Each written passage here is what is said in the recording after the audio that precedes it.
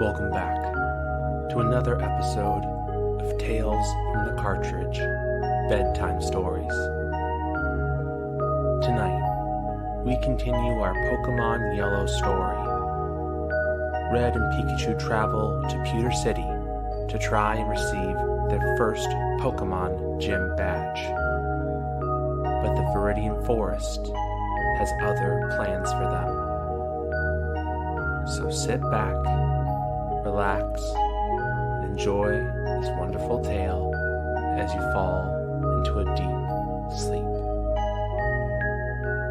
Enjoy.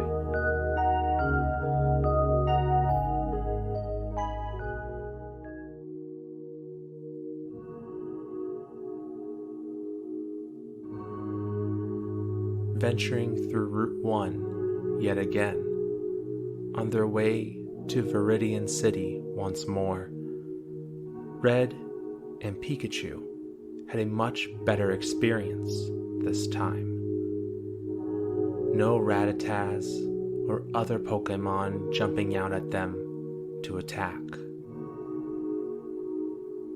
They made it back to Viridian City, where they had received Oak's package and turned back to deliver it before.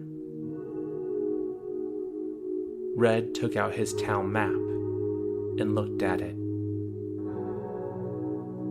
According to the map, he and Pikachu would have to travel through the Viridian Forest to get to Pewter City, where the first gym was located.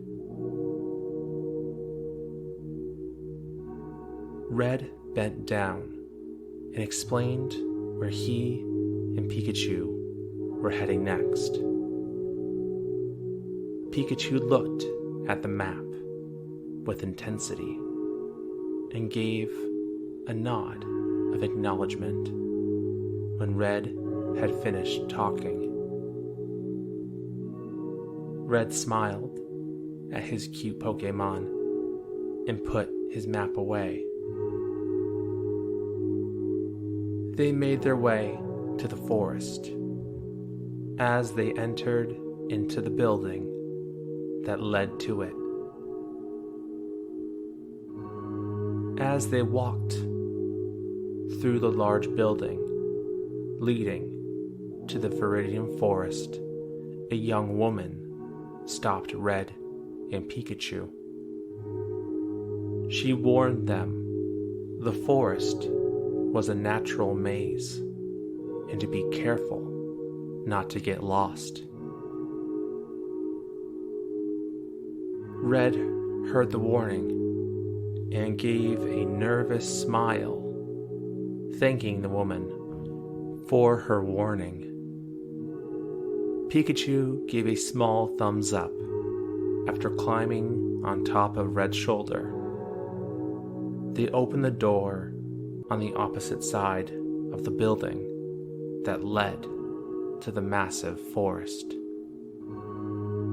Trees and tall grass were everywhere, as far as the eye could see.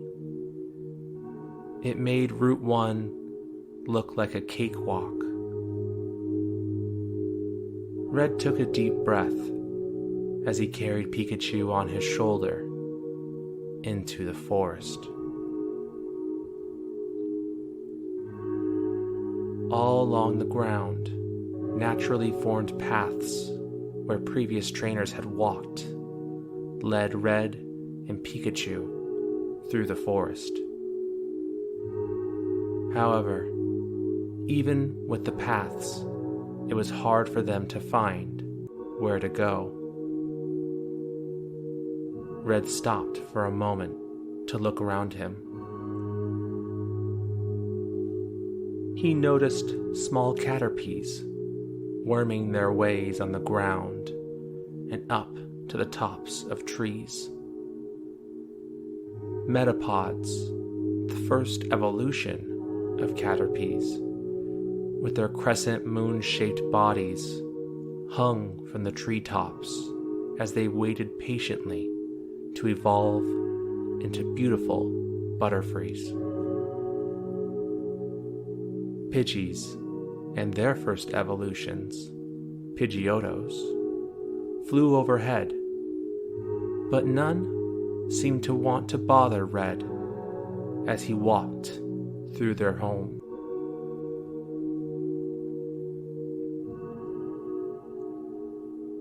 As the duo continued their journey, Red stopped to wipe the sweat from his forehead. The sun was sitting high in the sky, and the heat seemed hotter than a Charizard's flamethrower. As Red turned a corner, he noticed a straight path with a door at the very end of it. He smiled and pointed the door out to Pikachu, who was also energetic at the thought of getting out of the forest. As they went down the path, they passed a tree on their right side. Standing on the far side of the tree was a young child holding a bug-catching net. The child called out to Red, which scared him as he turned and noticed the child. The bug catcher smirked and asked Red where he was going. Red politely smiled and pointed to the door as he explained he was on his way to try and get his first gym badge. The bug catcher laughed out loud, as if hearing the funniest joke he had ever heard. Red stopped smiling and stared at the child, laughing at him. The bug catcher opened his small box at his feet and pulled out a Pokeball. He challenged Red to a Pokémon battle. His Pokémon against Red's. Red looked to his tired Pikachu on his shoulder and asked him what he thought. Pikachu took a deep breath and gave a thumbs up to his partner before jumping to the ground, ready to battle.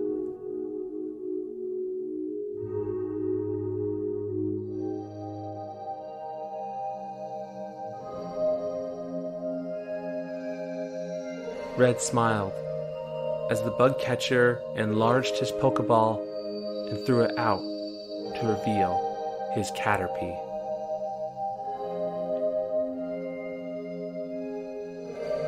Red pulled out his Pokédex and aimed it at the Caterpie, ready to battle. The Pokédex revealed Caterpie to be a bug-type Pokémon that releases a horrible stink to protect itself if anything touches the feelers on top of its head. Red yelled out to Pikachu to avoid the Caterpie's feelers as Pikachu acknowledged the advice. The bug catcher yelled for his Caterpie to use Tackle. The Caterpie charged forward more quickly than Pikachu had expected as it rammed into him, sending Pikachu backwards.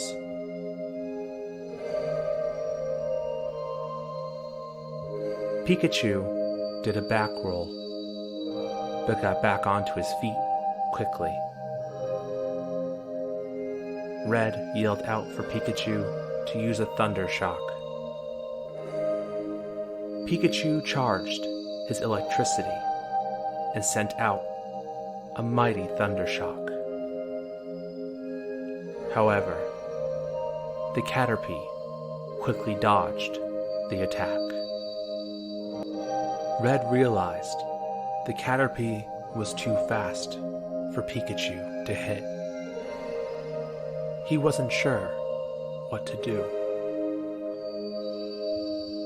The bug catcher told his Caterpie to use Tackle yet again, as the quick, bug-type Pokémon rushed at Pikachu. Red warned Pikachu to move out of the way of Caterpie, but it was too late, as Pikachu was hit yet again. As Pikachu stood back up once more, he did so more slowly than the time before. Red knew his partner was getting too hurt, and he needed to figure out a way to stop Caterpie.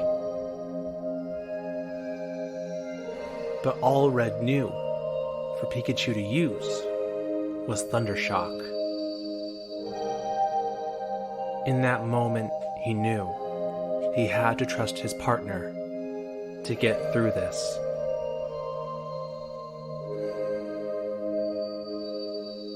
Red yelled out to Pikachu to use whatever attack he felt would be best. Pikachu looked back, surprised. He smiled to Red and charged up another attack. Before Red could stop Pikachu from using what he thought was Thundershock, Pikachu sent forth small waves of circular energy that enveloped the Caterpie. The bug-type Pokémon shook in its place, seemingly affected by what Pikachu had done. Red was surprised and had no clue what Pikachu did. In Red's hand, the Pokédex lit up with the words Thunder Wave across its screen. Red was completely surprised. He forgot all about Thunder Wave. Pikachu made a great choice, as his attack paralyzed Caterpie and made it hard for it to move. The bug catcher looked angry as he called for his Caterpie to use Tackle for a third time. Caterpie tried to move, but struggled to go forward with his paralysis affecting it so much. Red smiled and called out for Pikachu to use a Thundershock again. Pikachu gathered his energy and sent forth another strong Thundershock, but this time connecting it to Caterpie and causing the bug type to faint.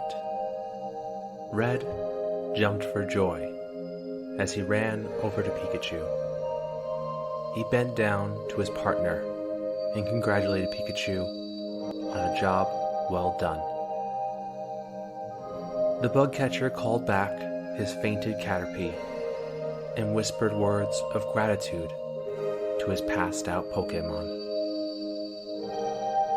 The bug catcher walked over to Red and Pikachu with a smile and congratulated them on their victory. Red smiled back and thanked him for the battle. Red offered to walk with the bug catcher to the Pokémon Center in Pewter City to heal their Pokémon together.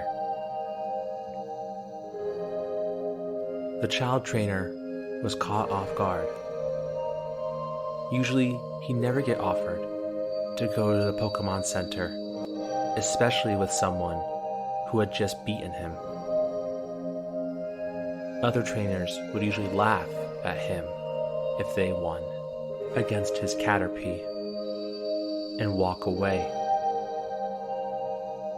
The bug catcher smiled back at Red and accepted his offer as they left Viridian Forest together and exited to Pewter City.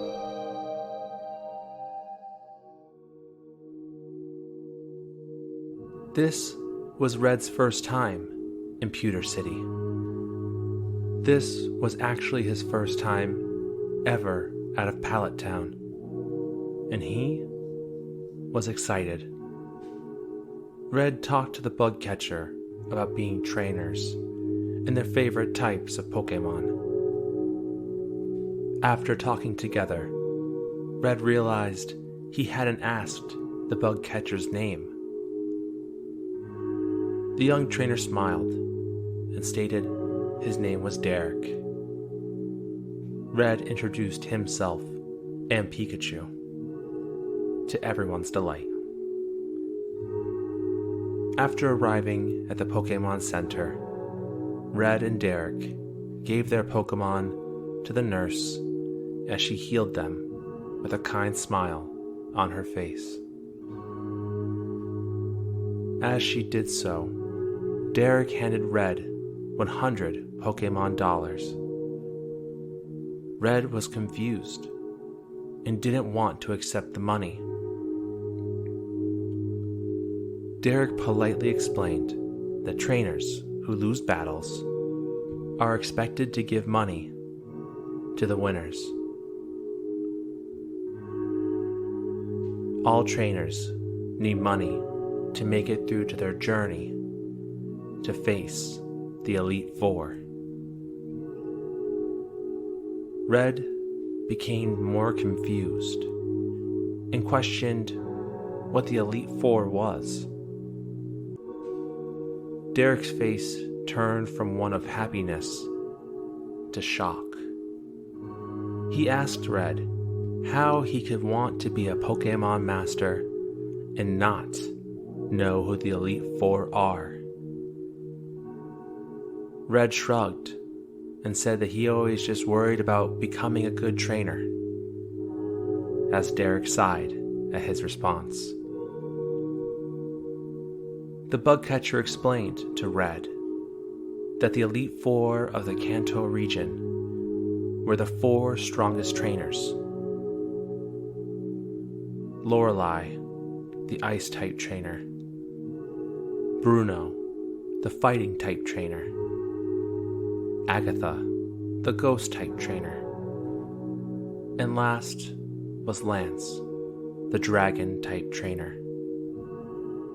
All 4 would be the last opponents for anyone looking to become a Pokémon Master.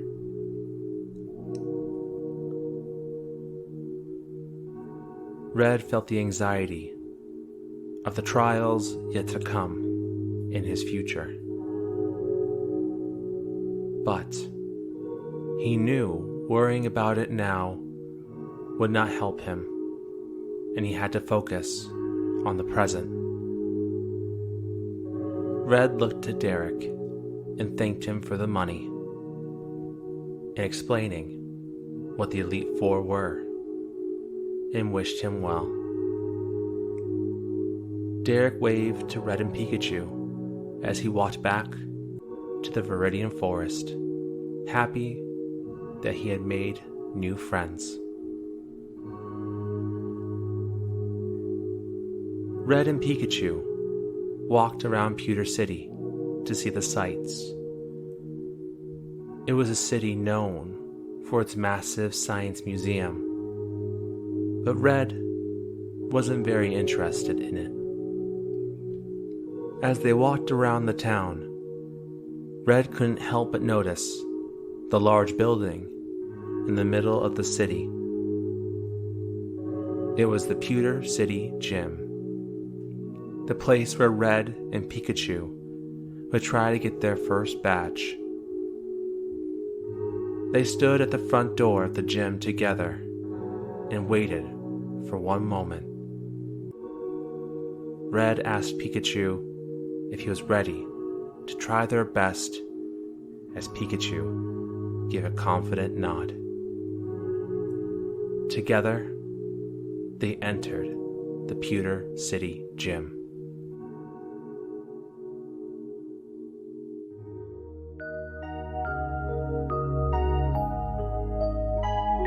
Thank you for joining us for another episode of Bedtime Stories. We hope you enjoyed this episode and that you're sleeping well. will see you in the next episode. Good night.